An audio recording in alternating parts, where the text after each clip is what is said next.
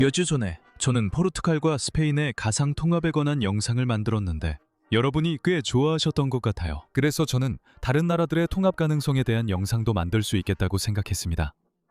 이번 영상에서는 유럽의 몇 가지 사례를 이야기하겠습니다.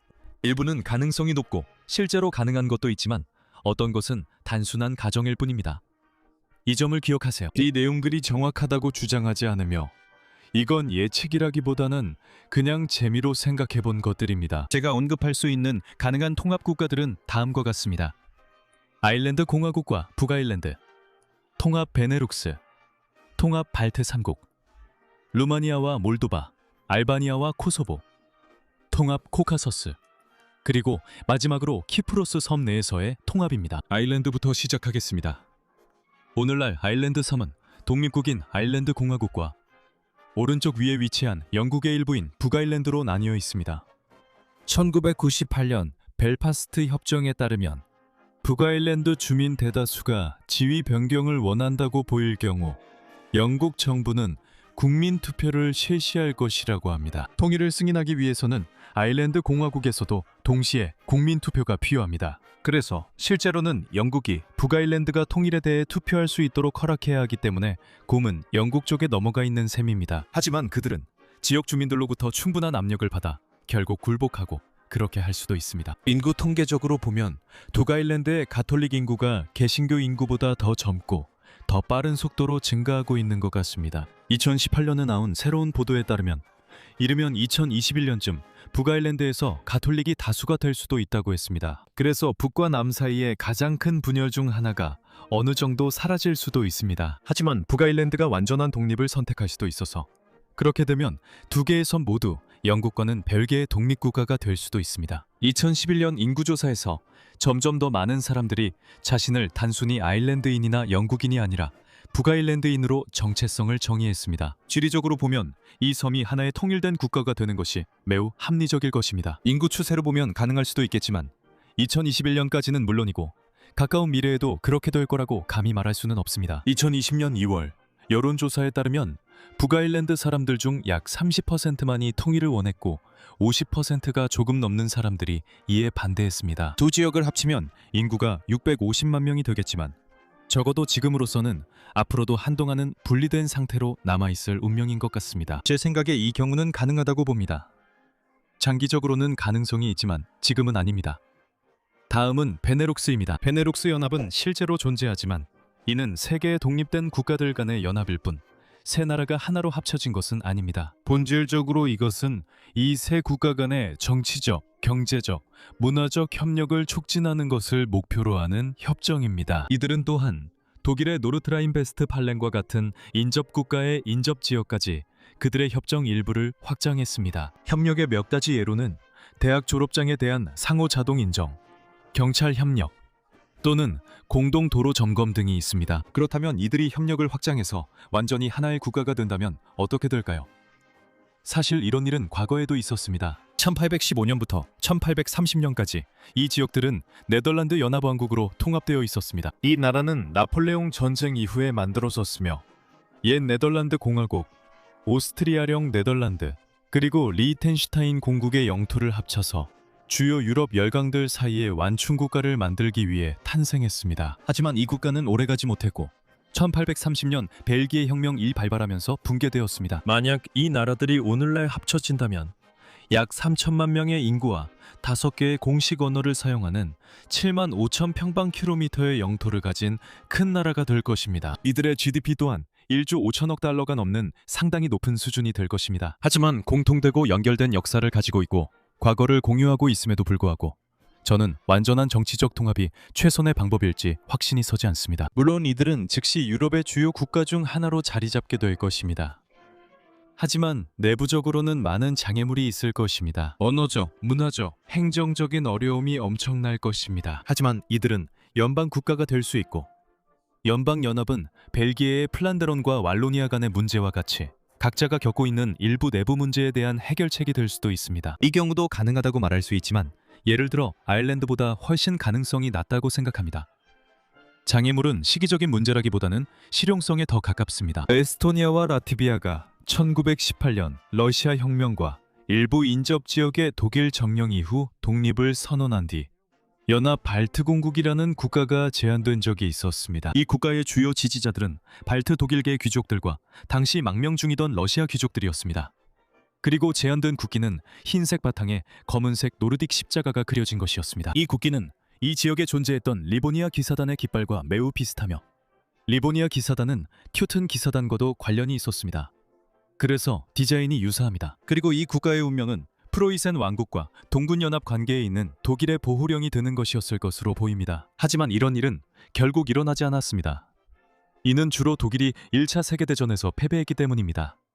에스토니아, 라트비아, 리투아니아는 각자 독립했습니다. 만약 이들이 오늘날 통합된다면 어떻게 될까요? 에스토니아와 라트비아는 매우 공통된 역사를 가지고 있습니다. 항상 서로 다른 형태로 나란히 때로는 함께 존재해왔죠. 리투아니아는 역사적으로 약간 다르지만 오늘날에는 공통된 가치관, 외교 정책, 그리고 비슷한 경제 발전을 공유하고 있으며 라트비아어와 어느 정도 비슷한 언어도 가지고 있습니다. 이들은 이미 모두 나토 회원국이지만 완전히 함께 합류하는 것은 영토 주권과 외부 위협에 대한 방어에도 기여할 것입니다. 그리고 베네룩스처럼 이들은 이미 발트 의회를 통해 어느 정도 통합되어 있는데 이 조직은 세 나라 간의 정부 간 협력을 촉진하는 지역기구입니다. 하지만 이들은 주권을 쟁취하고 확립하는데 상당히 오랜 시간이 걸렸기 때문에 그 일부를 내어주어 공동으로 통치하는 것에 대해 그다지 흥분하지 않을 것입니다. 이들의 GDP는 약 2,200억 달러 정도이고 영토는 17만 5천 제곱킬로미터 이상, 인구는 630만 명입니다. 다시 말씀드리지만 흥미롭고 유용할 수 있으나 실현 가능성은 낮다고 생각합니다. 저는 대체로 찬성하는 입장입니다. 연방제 성격의 연합은 영토를 소규모 주나 지역으로 조직하여 지역 권한을 보장합니다. 그리고 공통된 지침, 기준, 규정 아래에서 그 지역들을 더 잘 통치하고 발전시킬 수 있습니다. 남동쪽에는 몰도바와 루마니아가 있습니다. 몰도바의 이전 현대 통치자들은 루마니아와의 재통일이 불가피하다고 말해왔습니다. 하지만 현재의 통치자들은 이에 동의하지 않는 것 같습니다. 루마니아와 몰도바는 또한 오랜 시간에 걸쳐 공통된 역사를 공유하며 항상 중세 동유럽의 공국으로 나란히 존재했고 여러 형태로 반복적으로 통합되었습니다. 실제로 1881년부터 1947년까지 두 나라는 루마니아 왕국 아래에서 완전히 통일되어 있었습니다. 지금은 두 나라 중 어느 쪽도 재통일에 관심이 있을지 확신할 수 없지만 가능성은 있습니다. 보세요. 어떤 두 나라든 통일할 확률이 0보다 높습니다. 그리고 두 나라가 영토적으로 인접해 있고 역사적으로 이전에 통합된 적이 있다면 그 가능성은 훨씬 더 높아진다고 생각합니다. 가능성이 낮을까요? 이 경우 가능성은 낮지만 불가능하지 않습니다. 두 나라는 모두 입헌 공화국이며 언어도 비슷하고 대부분이 기독교 정교회 신자입니다. 두 나라가 합쳐지면 몰도바의 인구 310만 명과 루마니아의 1950만 명이 합쳐져 총 2260만 명이 되고 면적은 27만 2천 제곱킬로미터, GDP는 2730억 달러가 됩니다. 이 중 몰도바가 기여하는 부분은 120억 달러에 불과합니다. 남쪽으로 가면 알바니아와 코소보가 있습니다. 이제 이 주제가 민감하다는 것과 세르비아인들이 좋아하지 않는다는 것을 알고 있지만 현실은 좋든 싫든 알바니아에 사는 사람들과 코소보에 사는 사람들 사이에는 민족적 유사성이 있다는 것입니다. 그래서 인구학적으로 보면 국가 통합이 의미가 있을 수 있습니다. 이것은 대알바니아라는 개념으로 이어집니다. 현재는 비교적 작은 나라지만 알바니아인이 상당수 거주하는 주변 국가와 영토의 일부로 확장하는 것을 의미합니다. 한 설문조사에 따르면 코소보 알바니아인의 75%가 알바니아와 하나의 국가로 통합되어 살기를 선호한다고 합니다.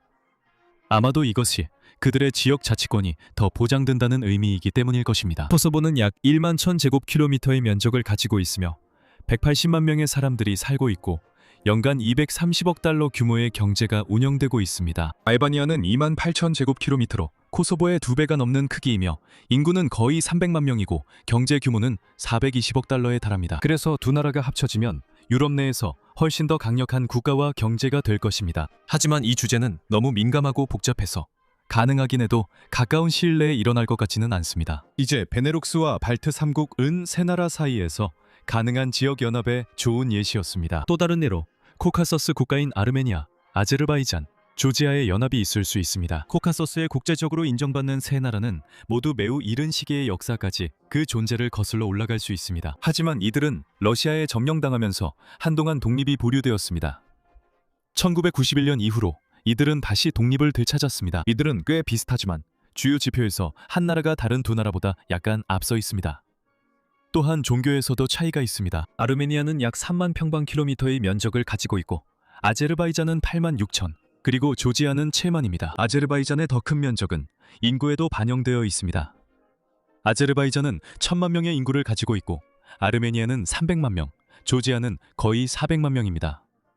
그리고 이들의 경제 규모도 크게 다릅니다. 조지아와 아르메니아는 연평균 약 150억 달러의 경제 규모를 가지고 있는 반면 아제르바이잔은 470억 달러에 달해 두 이웃 국가의 3배가 넘습니다. 아제르바이잔은 군사비로도 훨씬 더 많은 22억 달러를 지출하는 반면 나머지 두 나라는 10억 달러도 넘지 못합니다. 그래서 세 나라가 하나로 뭉치는 것이 아르메니아와 조지아에는 더 유리할 수 있는데 그 이유는 아제르바이잔의 많은 자금이 새로운 통합정부로 들어올 것이기 때문입니다. 사실 이 연합은 이미 존재했던 적이 있는데 1918년에 약 한 달 동안만 존재했던 자카카스 민주연방공화국이었습니다. 하지만 새 회원국이 독립을 선언하면서 그 연합은 해체되었습니다. 저는 이들이 일찍부터 독립을 원했고 오랜 역사 동안 대부분 독립적으로 존재해왔다는 사실이 이런 연합을 불가능하게 하거나 최소한 매우 희박하게 만든다고 생각합니다. 유용하지만 저는 연방적 연합이 더 바람직하다고 봅니다. 실제로 이들 국가의 유럽연합 가입 논의도 있었고 특히 조지아가 그렇습니다. 지중해 한가운데로 이동해서 이 영상의 마지막으로 키프로스에 대해 이야기하겠습니다. 키프로스는 터키와 중동 근처의 지중해에 위치한 섬입니다. 하지만 이 나라는 크게 두 부분으로 나뉘며 그리스계와 터키계 주민들이 섞여 살고 있습니다. 1960년 인구조사 당시 대부분이 그리스계였으나 이후 변화는 잘 모릅니다. 현재도 이 섬은 두 부분으로 나뉘어 있습니다. 북동쪽은 터키계 키프로스인 지역으로 알려져 있고 남서쪽은 그리스계 키프로스인들이 지배하고 있습니다. 키프로스는 1571년부터 1878년까지 오스만 제국의 일부였으며 그 후 영국의 지배를 받게 되었습니다. 20세기 동안 키프로스를 그리스와 통합하려는 운동이 시작되었습니다. 섬에서 그리스인과 터키인 사이에 다소 공격적인 대립이 시작되었고 이는 섬이 두 부분, 즉 키프로스와 북키프로스 터키 공화국으로 분단되는 결과를 낳았습니다. 2004년 유엔은 국민투표 이후 섬의 재통일을 제안했는데 터키계 주민의 65%가 찬성한 반면 그리스계 주민의 76%는 그 조건 하에서 이를 거부했습니다. 그래서 제 생각에 이 섬의 자연스러운 상태는 현재의 갈등이 있기 전 수백 년 동안 그랬던 것처럼 그리스인과 터키인이 평화롭게 함께 살아가며 통일된 상태일 것입니다. 하지만 아직도 양측 사이에는 어느 정도 긴장이 남아있는 것 같습니다. 그러나 시간이 지나면서 이런 긴장이 점차 완화된다면 결국 완전한 평화적 통일이 현실이 될 수도 있을 것입니다. 그래서 이것들이 유럽에서 가능한 또는 가상의 미래 국가 통합 사례들 중 몇 가지입니다. 그중 일부는 아일랜드나 키프로스처럼 실제로 가능하거나 실현 가능한 경우도 있고 베네룩스, 발트, 코카서스 연합처럼 단지 흥미로운 아이디어에 불과한 경우도 있습니다. 그리고 솔직히 말해서 일부는 순전히 추측이거나 가상의 시나리오일 뿐입니다. 하지만 이런 것들을 생각해보는 것은 현재 왜 나라들이 분리되어 있는지 그리고 왜 그 나라들이 통합될 수 있는지 없는지를 이해하는 데 있어 여전히 흥미로운 일입니다. 다시 한번 말씀드리지만 이것은 단지 일반적인 개요였습니다. 그래서 여러분이 관심이 있다면 이 중 일부에 대해 더 깊이 있는 영상을 만들 수도 있습니다. 다른 대륙의 나라들에 대해서도 이런 영상을 원하신다면 아래 댓글에 여러분의 의견을 남겨주세요. 시청해주셔서 정말 감사하고 다음에도 더 많은 상식 이야기로 다시 찾아뵙겠습니다.